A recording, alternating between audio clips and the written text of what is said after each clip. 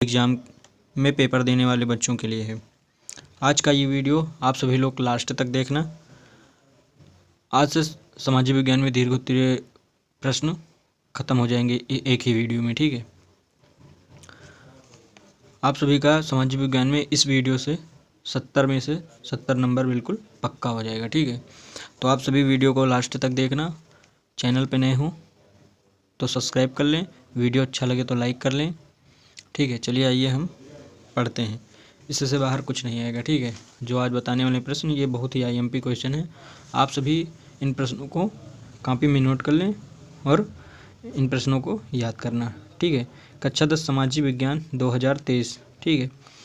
महत्वपूर्ण दीर्घोत्तरीय प्रश्न। लगभग हम इस वीडियो में 20 महत्वपूर्ण दीर्घोत्तरीय प्रश्न को पढ़ेंगे, ठीक है, जो हर बार बोर्ड एग्जाम में 100% आते हैं, ठीक है। इस वीडियो को अंत तक देखना, ठीक है, ताकि आप सभी लोग यह प्रश्न पूरे जो लिखे हमने अच्छे से लिख पाएँ। चलिए वीडियो को स्टार्ट करते हैं।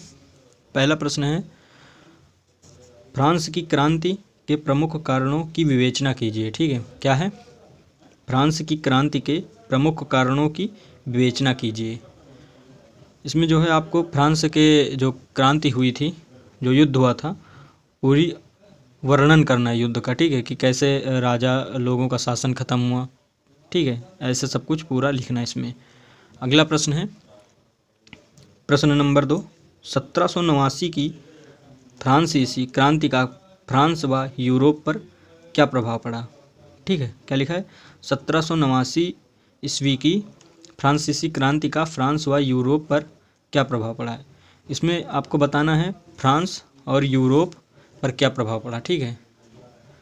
जो फ्रांसीसी क्रांति हुई 1789 में, उनके प्रभाव लिखना है, कैसे युद्ध हुए, कैसे क्या हुआ, ये सब आपको पूरा डिटेल में लिखना है, ठीक है। तब आपको बोर्ड एग्जाम में टीचर 100 to 100 मार्क्स देगा, ठीक है। प्रश्न संख्या 3 है, इटली की एकीकरण की प्रक्रिया का वर्णन कीजिए। क्या लिखा है? इटली की एकीकरण प्रक्रिया का वर्णन कीजिए, ठीक है। इसमें आपको इटली का जो एकीकरण हुआ था, जिसमें राजवंश का शासन का समाप्त किया गया और लोकतंत्र की स्थापना की गई थी, पूरा डिटेल में लिखना, ठीक है। आपको VVIMP क्वेश्चन है बोर्ड एग्जाम में, बहुत बार पूछा गया है ये प्रश्न, ठीक है। आप इसको रट के जाइएगा बोर्ड एग्जाम में।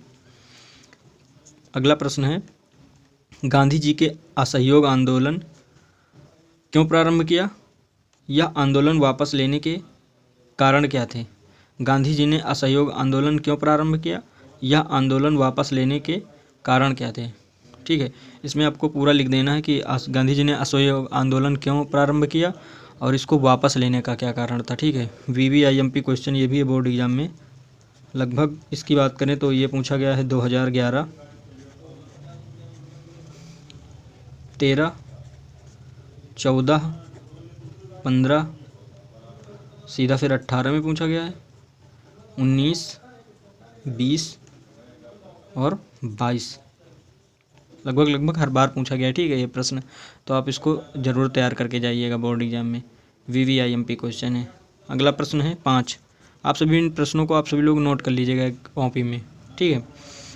1930 में महात्मा गांधी ने नमक को अपने आंदोलन का आधार क्यों बनाया? इस आंदोलन का क्या प्रभाव पड़ा, ठीक है। क्या है प्रश्न? 1930 में महात्मा गांधी ने नमक को अपना आंदोलन का आधार क्यों बनाया? पहला एक प्रश्न ये हो गया, ठीक है। दूसरा प्रश्न हो गया, इस आंदोलन का क्या प्रभाव पड़ा? पूरा डिटेल में आपको लिखना है। 1930 में जो महात्मा गांधी ने नमक को अपना आंदोलन का आधार बनाया था, पूरा डिटेल में आपको लिखना है, तब जाके आपको बोर्ड एग्जाम में अच्छे मार्क्स मिलेंगे, ठीक है।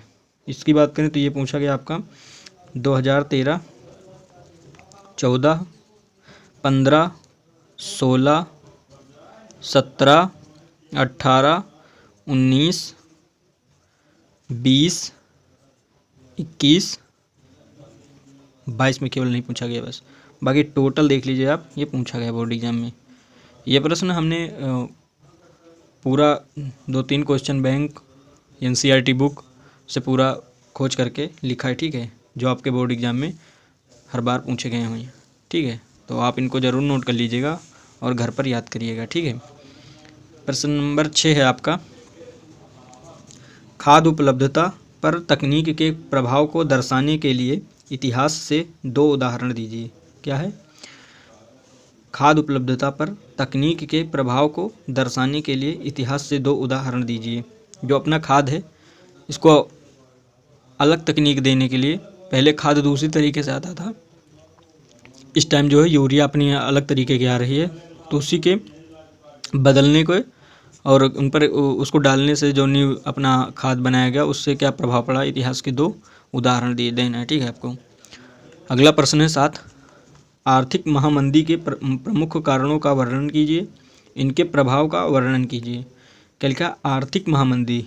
एक टाइम ऐसा आया था जब देश में जो है हर चीज़ बहुत महंगा हो गया था, खाने के लिए कुछ नहीं बचा था। ठीक है, ऐसी महामंदी को हम, जब आता है संकट तो उसे आर्थिक महामंदी कहते हैं। तो है आर्थिक महामंदी के प्रमुख कारणों का वर्णन कीजिए। एक प्रश्न ये आपका हो गया। और इसी में दूसरा प्रश्न है, इनके प्रभाव का वर्णन कीजिए। ठीक है, इनके जो प्रभाव, इनसे जो प्रभाव पड़े हैं देश में, उनसे क्या हुआ है, उसके प्रभाव का वर्णन करना आपको। ठीक है। प्रश्न संख्या 8 है, भारत में पाई जाने वाली विभिन्न मृदाओं का वर्णन कीजिए। भारत में कितने प्रकार की मृदा पाई जाती है, उनका वर्णन करना आप लोगों को। ठीक है। जो अपने भारत में मृदाएं पाई जाती है, जैसे काली मृदा, पीली मृदा, काली मृदा, पीली मृदा, लाल मृदा, लेटराइट मृदा, ये सब मृदाएं भारत की, उनका क्या उपयोग है, उनके कारण क्या हैं, ये सब आपको लिखना है। कितने प्रकार की होती हैं, इस प्रश्न में पूरा ही लिखना है। इसकी बात करें तो ये पूछा गया है आपका प्रश्न 2012, 14, 16, 18, 19, 21 और 22 लगातार पूछा गया। ठीक है, तो आप इसको VIMP क्वेश्चन है आपका बोर्ड एग्जाम में, इसको पढ़ के जाइएगा। ठीक है आप सभी लोग। अगला प्रश्न है 9 आपका, मृदा अपरदन से क्या अभिप्राय है, मृदा अपरदन के लाभ व हानि बताइए। ठीक है, जो आपका मृदा अपरदन से क्या अभिप्राय है, यानी इसमें आपको लिखना है मृदा के बारे में। ठीक है, मृदा अपरदन के बारे में आपको लिखना है। ठीक है, मृदा अपरदन के बारे में आपको लिखना है। और ये भी लिखना है कि मृदा अपरदन के लाभ व हानि, या मृदा अपरदन से जो लाभ होता है, जो हानि होती है, वो आपको पूरा डिटेल में लिखना है इन प्रश्नों में। ठीक है, तब जाके आपको फुल मार्क्स मिलेगा। VVIMP क्वेश्चन ये भी आपका बोर्ड एग्जाम के लिए ज़रूर रट के ही जाना है। ठीक है, आपकी बार भी पूछा जाएगा, इसलिए आप इन प्रश्नों को आप लोग रट के जाइएगा। प्रश्न संख्या 10 है, बहुउद्देशीय परियोजना से होने वाले लाभों का वर्णन कीजिए। ठीक है, बहुउद्देशीय परियोजना से होने वाले लाभों का वर्णन कीजिए। ठीक है, आपको इसमें जो बहुउद्देशीय परियोजना थी उसमें जो लाभ हुए, हानि हुई, उसको पूरा लिखना डिटेल में। ठीक है, चलिए आगे आइए, पढ़ते हैं हम लोग। चलिए अगला प्रश्न पढ़ते हैं। अगला प्रश्न है 11, कृषि की 3 प्रमुख समस्याओं का उल्लेख कीजिए। ठीक है, जो कृषि की हैं, पहले जैसे कृषि होती थी तो बहुत सारी समस्याएं आती थी, जैसे जुताई, बुआई, अच्छे बीज का न होना, खाद उपलब्ध न होना, इन सब समस्याओं जैसे कृषि की 3 प्रमुख समस्याओं का उल्लेख करना है आप लोगों को। ठीक है, VIMP क्वेश्चन है बोर्ड एग्जाम के लिए। ठीक है, इसको ज़रूर नोट कर लेना आप लोग।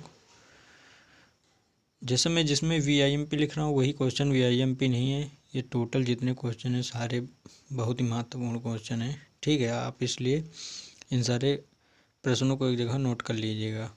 प्रश्न संख्या 12 है, भारतीय कृषि पर वैश्वीकरण के प्रभाव पर टिप्पणी लिखिए। भारतीय कृषि पर वैश्वीकरण के प्रभाव पर टिप्पणी लिखिए। जो भारतीय कृषि थी उस पर वैश्वीकरण के जो प्रभाव पड़े थे उन पर एक टिप्पणी लिखना है। VIMP है बोर्ड एग्जाम के लिए। ठीक है, लिख के जाना आप लोग। प्रश्न नंबर 13 है, भारत की प्रमुख फसलों पर एक टिप्पणी लिखो। जो भारत की प्रमुख फसलें हैं उन पर एक टिप्पणी लिखो। ठीक है, बोर्ड में ये भी प्रश्न काफ़ी बार पूछा गया, जैसे 2012 में, 13 में, 15, 17, 20 और 21 और 22 में, इतने बार ये पूछा गया है, इसलिए VIMP क्वेश्चन है। आप इसको ज़रूर लिख कर ले जाइएगा। ठीक है, याद करिएगा लिख के। प्रश्न संख्या 14 है, ऊर्जा के गैर परंपरागत स्रोतों का विस्तार पूर्वक वर्णन कीजिए। ठीक है, जो ऊर्जा है ना, ऊर्जा के गैर परंपरागत स्रोतों का विस्तार से पूर्वक वर्णन कीजिए। ठीक है, विस्तार पूर्वक वर्णन करना है। IMP क्वेश्चन है, बोर्ड में पूछा गया बट इतना ज़्यादा बार पूछा नहीं गया, इसलिए IMP क्वेश्चन है बोर्ड एग्जाम में। प्रश्न संख्या आपका जो है 15 है, परिवहन तथा संचार के साधन किसी देश की जीवन रेखा तथा अर्थव्यवस्था क्यों कहे जाते हैं। जो परिवहन होता है और जो संचार होता है, परिवहन तथा संचार के साधन जो होते हैं किसी देश की जीवन रेखा तथा अर्थव्यवस्था क्यों कहे जाते हैं, ये आपको पूरा विस्तार से बताना है। ठीक है, VVIMP क्वेश्चन है बोर्ड एग्जाम के लिए, ये बहुत बार पूछा गया है ये, इसलिए आप इसको ज़रूर नोट करके याद करिएगा। ठीक है, ताकि बोर्ड में नंबर पाने में आपको सफलता प्राप्त हो। अगला प्रश्न है 16, भारत में संघीय व्यवस्था कैसी है, इसके 4 लक्षण लिखिए। ठीक है, जो भारत में जो संघीय व्यवस्था है, एक तो ये प्रश्न हो गया भारत में संघीय व्यवस्था कैसी है, और प्रश्न दूसरा हो गया इसके 4 लक्षण लिखिए। यानी जो भारत में संघीय व्यवस्था है वो बताना है, उसके 4 लक्षण लिखने हैं। ठीक है, आपको तब जाके आपको फुल मार्क्स मिलेगा बोर्ड एग्जाम में। प्रश्न संख्या 17 है आपकी, सामाजिक विभाजनों की राजनीतिक के परिणाम तय करने वाले 3 कारक की चर्चा कीजिए। क्या है, सामाजिक विभाजनों की राजनीतिक के परिणाम तय करने वाले 3 कारक की चर्चा कीजिए। ठीक है, VVIMP क्वेश्चन है बोर्ड एग्जाम के लिए, बहुत बार पूछा गया गाइस, इसलिए आप इसको रट के जाइएगा बोर्ड एग्जाम में। ठीक, और हाँ एक चीज़, चैनल पे नए हो तो सभी लोग सब्सक्राइब कर लो। ठीक है, इस चैनल पे आपको बोर्ड एग्जाम की फुल तैयारी कराई जाएगी। ठीक है, प्रश्न संख्या 18 है आपका, सांप्रदायिकता लोकतंत्र के लिए घातक है, 2 कारण बताइए।